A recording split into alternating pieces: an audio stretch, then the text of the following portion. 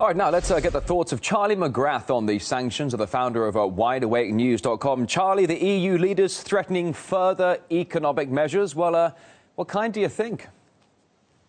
What kind of measures? I don't know. I mean, Europe is definitely reliant on Russia for energy. I mean, I believe that's one of the reasons that Ukraine is so vital to both sides, is the corridor of gas, natural gas that flows through Ukraine to get to Eastern Europe, or get to Europe rather. And the notion that the fragile economy in Europe can handle any more hits like major sanctions to or against Russia. I think that's one of the main reasons today you saw them back off a little bit as President Obama even turned the screws a little tighter. So Charlie, I mean, if I can just jump in, because you bring in a really good point. You talk about the European side here, because Germany has been reluctant to sing the whole sanction chorus quite as loudly as Washington. You talk about the mutual dependency between Europe or Germany and Russia. Why do you think Angela Merkel hasn't been quite as feisty as Barack Obama? Is it simply to do with energy, or is it more to do, more than that?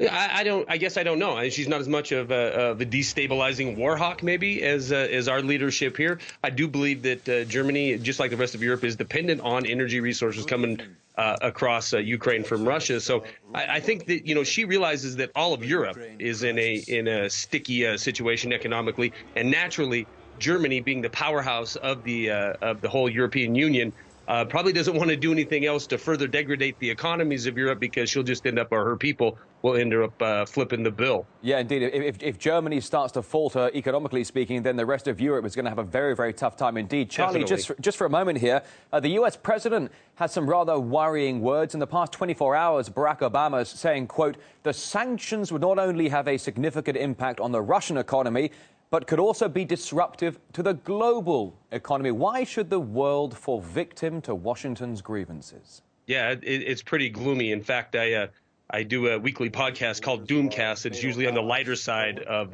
what's going on in the world. But, every week it seems to become worse and worse. The economic situation, the political situation, the policy of the United States seems to push us closer towards a disaster.